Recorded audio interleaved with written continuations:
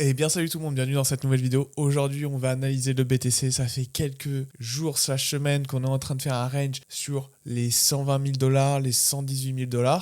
Et on va voir ce qui est prévu sur Bitcoin. Est-ce qu'on va continuer cette descente en dessous des 114 000 $? Ou bien est-ce qu'on va continuer de range dans les 118 000 $? Ou est-ce qu'on peut d'ailleurs faire un nouvel ATH? C'est ce qu'on va voir dans cette vidéo. Accrochez-vous, on va analyser le Bitcoin, sa dominance sur le marché et la dominance des altcoins justement pour nous donner des indices sur l'impulsion que Bitcoin peut faire. Une impulsion haussière ou bien baissière. C'est parti, let's go. Alors donc tout d'abord, d'un point de vue Fibo, qu'est-ce qu'on fait actuellement? Sur Bitcoin, il y a plusieurs plans possibles actuellement. On est sur une zone de danger. C'est-à-dire que forcément, plus la zone est risquée, plus on va avoir de scénarios possibles. Donc le but, c'est de choisir le meilleur scénario et le bon scénario, ok? En attendant des confirmations. Donc c'est ce que je vais vous expliquer dans cette vidéo, de vous expliquer ce que je pense dans ma tête, ce que j'ai dans ma tête, et vous montrer mes différents scénarios possibles, ok? Donc tout d'abord sur BTC, si on reprend un peu ce qu'on a fait. On a fait une première impulsion, justement, des 99 000 jusqu'aux 108 000 $. Ça, c'était notre grande 1, notre grande impulsion de 1. Ensuite, on a fait une correction jusqu'aux 105. Et là, grande impulsion de 3 qui s'est un peu arrêtée au milieu de nulle part, ok?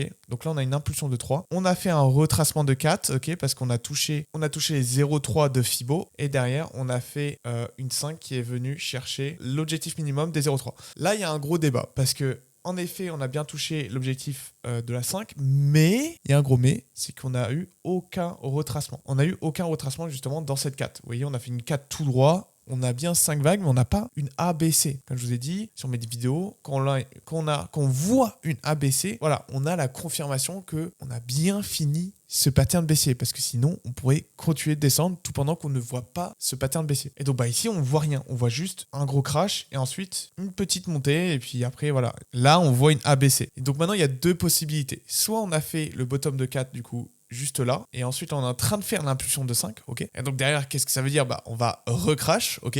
Deuxième possibilité, c'est que du coup on est toujours dans ce plan-là, et que actuellement, vous voyez, on a touché la zone de rejet. C'est-à-dire que là, notre impulsion de 3 en blanche, celle-là, c'est fini. Mais elle s'est finie dans la zone de rejet. C'est-à-dire que là, on va, une fois qu'on a une ABC visible, donc là c'est le cas, on va reprendre un scénario en 5 vagues. Et donc là, c'est intéressant. Donc là, vous voyez, on a deux plans possibles. Soit on a un plan plutôt bearish, soit un plan très très bullish, ok? Moi, ce qui me dérange avec ce plan bullish, c'est que, ok, donc si on a un plan bullish, et qu'on confirme bien cette 5 ici, qu'on confirme bien la 4 en bas, hein, comme ceci, boum, voilà. Alors moi, ce qui me dérange un peu dans le plan bearish, c'est, ok, si on a bien confirmé la 4 ici, la 5, qu'est-ce qu'on fait là? Ici, qu'est-ce qu'on fait? C'est-à-dire qu'on aurait eu A, B, et puis ensuite une grande C. En vrai, c'est un scénario totalement possible, mais ça me paraît quand même assez grand, hein. Ça me paraît très très bizarre, ça serait possible.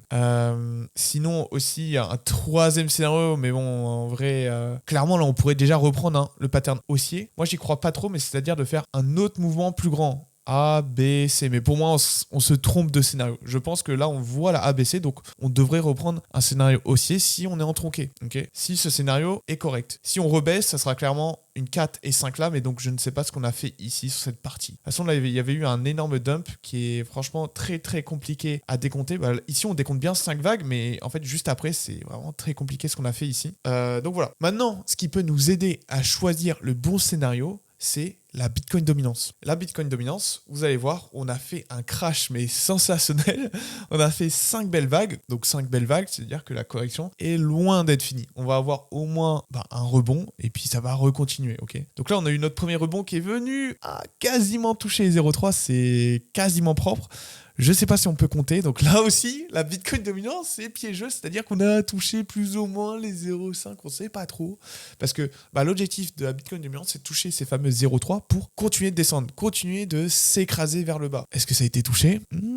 Je pense qu'on peut valider cette touchette. Hein. On peut la valider. Et donc, en fait, sur Bitcoin, tout simplement sur la Bitcoin dominance. Donc, si on a touché les 0,3, ça veut dire qu'on va continuer de s'écraser vers le sud. C'est quoi la prochaine target sur BTC? Si on a touché les 0,3, comme vous le savez, ça va être au minimum les 0,3 d'extension, donc juste ici sur ma souris, ce qui nous amènerait à faire un nouveau plus bas, au 60,30% à peu près. Et sinon, en moyenne, ça va être les 0,7, donc à 58%. Donc, ça va être intéressant de regarder, mais tout d'abord, il faut bien confirmer qu'on a bien fini ce retracement. Ça se trouve, on va pouvoir faire un deuxième niveau de vague beaucoup plus grand. Moi, je prends tous les scénarios possibles, ok? On imagine qu'on est dans un scénario haussier, c'est-à-dire qu'on a une deuxième vague qui arrive. Si c'est le cas, alors ça va être au minimum les 0,5 de retracement. Et en vrai, ça colle plutôt bien actuellement. Donc, on pourrait voir ça. Moi, ce qui me dérange un peu, c'est avec la baisse qu'on a fait. C'est une baisse plutôt violente dans le sens où il y a beaucoup de bougies rouges en fait qui s'enchaînent et aussi elle est très très grande. Donc bon, ça me met pas en confiance sur un rebond potentiel. Alors le rebond qu'on est en train de faire du coup sur BTC, c'est plutôt bearish, c'est-à-dire qu'on est en train de faire notre premier rebond pour continuer la baisse. Si c'est le cas, si on est bien dans ce scénario de continuer la baisse, alors notre scénario haussier sur Bitcoin fait totalement sens.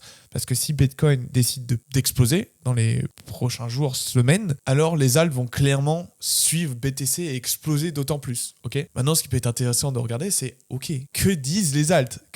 Que dit la Chartoverse? Peut-être ça va être un peu plus clair. Et bah, en réalité, les gars, la Chartoverse, c'est très intéressant de regarder la Chartoverse parce que je la trouve tellement plus lisible. Oui. Sur Overse, pareil, on a fini notre première impulsion. Comme Bitcoin, comme la Bitcoin dominance, mais là c'est plutôt différent, c'est plutôt clair, je trouve, le plan. C'est qu'actuellement on a fait une A, B, et donc là on est en train de faire cette C. Je pense que sur les alts, sur la charte Overse, on va continuer de chuter. Je pense qu'en daily, on voit clairement une première correction, une B, et là on va continuer une C. Donc c'est plutôt bearish sur les alts. Si c'est bearish sur les alts, ça veut dire que Bitcoin va tout simplement chuter. Donc, à part s'il s'envole tout seul, mais vu le contexte qu'on a actuellement, dès que Bitcoin fait une jambe haussière, il y a tous les alts qui explosent. Donc je pense que on serait plus dans le cas, on sera plus dans le cas baissier sur Bitcoin. Donc c'est plutôt intéressant ce que je vois. Et quelle serait cette target sur Overse si je continue, ça sert à rien de faire des targets et tout, mais voilà, pour vous donner un ordre d'idée, vu qu'on a fait une grande B, ça va être au minimum les 1 de Fibo, et comme vous pouvez voir dans le cadre que j'ai mis en vert ici, les 0,7 de Fibo ont l'air d'être une très très belle target pour les alts. Donc ça nous ferait une très très grosse correction sur les alts, et donc ça confirmerait du coup un éventuel top sur Bitcoin actuellement en fait, sur la fin de la pulsion haussière qu'on est en train de faire aujourd'hui, le 29 juillet. Une fois qu'on aura un top sur Bitcoin, donc durant la semaine, il y a une possibilité qu'on crache plus ou moins violemment sur Bitcoin, et donc en fait qu'on ait un mois d'août plutôt baissier, soit en range, et ensuite en septembre, grosse hausse pour finir du coup la jambe haussière, pour finir les 5 vagues sur les alts, parce que du coup on va avoir une grande 1, 2 et là, grande 3 explosive sur les altcoins, et donc on pourrait voir une dominance sur les alts monter jusqu'à 8,70%, ce qui serait énorme, et on pourrait voir la majorité des alts juste exploser encore une fois. C'est plutôt pas mal ce scénario, j'aime beaucoup, et donc ouais, ça sera clairement mi-août peut-être, fin août, qu'on verrait une grosse explosion sur les alts. En tout cas, je suis de très très près mon plan. À tout moment, il peut changer en fonction des confirmations qu'on a sur Bitcoin. Donc pour résumer, si Bitcoin décide de briser les 115 000 $, c'est-à-dire son ancien plus bas, alors on pourrait voir une grosse chute de Overse et donc des alts, et donc ça confirmerait notre correction sur les alts. Et je privilégie ce scénario, c'est-à-dire de continuer cette baisse sur Bitcoin une fois qu'on aura fini cette dernière impulsion. Ok, là on est encore en train de finir. Si jamais du coup on décide de faire un deuxième mouvement, c'est-à-dire que ici dans tous les cas il y aura une correction sur Bitcoin. Ok, dans tous les cas on va corriger. Une fois que cette dernière impulsion va être finie, on va corriger sur Bitcoin plus ou moins. Et si derrière on fait un nouveau plus haut, alors ça confirme un deuxième niveau de vague, et là c'est extrêmement bullish. C'est-à-dire qu'on est dans le scénario où on reprend un pattern aussi en 5 vagues. Et en fait on aura fait juste cette première vague en jaune, vous voyez juste ici. Donc c'est extrêmement bullish pour la suite. Mais encore une fois, il va falloir observer. Pour l'instant, on est un peu tôt, on place nos repères, il faut juste attendre les confirmations sur Bitcoin. N'hésitez pas à dire votre avis dans les commentaires, est-ce que vous pensez que mon analyse est plutôt pertinente sur les alts ou sur la Bitcoin dominance ou même sur Bitcoin. N'hésitez pas à vous abonner, lâcher le petit pouce bleu les gars si vous avez bien aimé. Et sur ce, on se dit à la prochaine. Ciao ciao tout le monde. Ah oui, venez me suivre sur Twitch les gars pour suivre le plan direct. Allez, ciao ciao.